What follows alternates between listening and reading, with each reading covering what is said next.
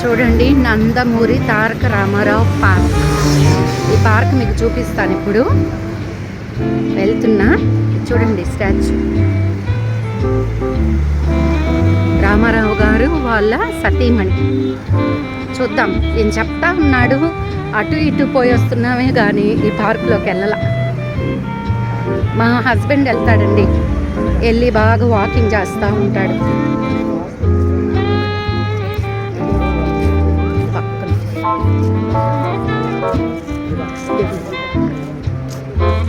చూడండి ఇక్కడ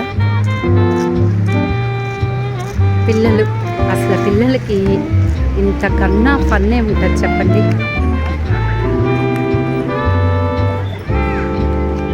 హ్యాపీగా ఆడుకుంటున్నారండి.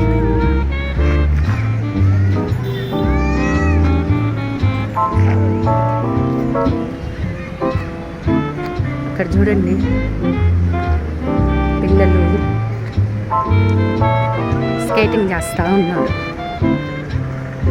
చాలా బాగుంది కదా, చిన్న పార్కే కాకపోతే బాగుంది. మనసు ప్రశాంతంగా ఉండాలంటే ఇట్లాంటి చోటుకు వస్తే బాగుంటుందండి. చూడండి ఈ ప్లాంట్ ఎంత బాగుందో. ఇవన్నీ ఆర్నమెంటల్ ప్లాంట్స్. ఇక్కడ ఒక పెద్ద టార్టాయిస్ ఉంది, ఒక పాప బాబుని పెట్టుకుంటుంది. బాగుంది కదా. చూడండి పిల్లలందరూ స్కేటింగ్ ఎంత బాగా చేస్తున్నారు. మా జోయిల్ కూడా స్కేటింగ్ భలే చేసేవాడండి. పెద్దోడైపోయి అసలు మాట వినట్లా. ఇప్పుడు వాడికి స్టేజ్ వైజ్ షూస్ కొని ఇచ్చానండి నేను. హెల్మెట్ అంటే ఒక్కొక్క స్టేజ్ దాటితే ఒక్కొక్క టైప్ ఆఫ్ షూస్ అంట, అలా కొనుక్కున్నాడు.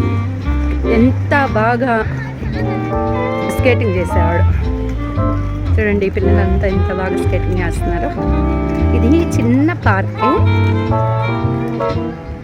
ఇక్కడ చూడండి పెరుమాళ్ళు అన్నీ ఎంత బాగా కనిపిస్తాయి.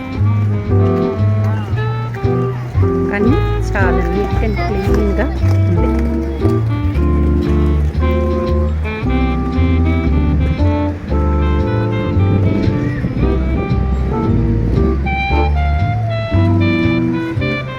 మా హస్బెండ్ ఎప్పుడు జో జో అని పిలుస్తూ ఉంటాడండి.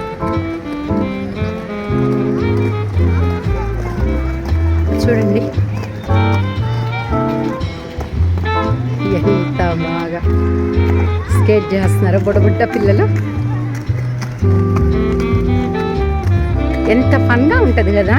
మన హ్యూమన్ లైఫ్ స్టేజ్లో చూస్తే హ్యాపీయెస్ట్ లైఫ్ స్టేజ్ ఏందో చెప్పండి? బాల్యమే. ఈ బాల్యం మిస్ అయిందనుకో ఇంకున్న లైఫ్ స్టేజెస్ అన్నీ కూడా స్ట్రెస్ఫుల్లే. పడిపోయింది.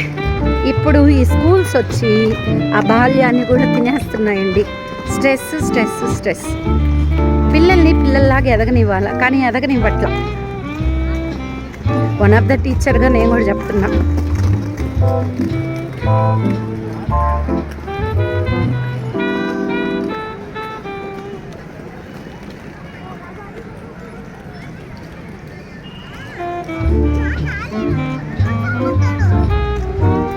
ఓకేనా.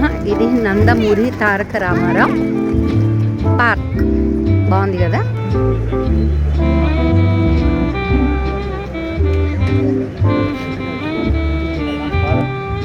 లయన్ స్టాచ్యూ ఉంది, చాలా బాగుంది. ఇక్కడంతా అంకుల్స్ అందరు హ్యాపీగా చిల్ అవుతున్నారు. అక్కడ చూడండి బ్యాడ్మింటన్ ఆడుతున్నారు. చూడండి షటిల్ ఆడుతున్నారు. ఇక్కడ ఎవరు లేరు ఇక్కడ జంటలు. Overall view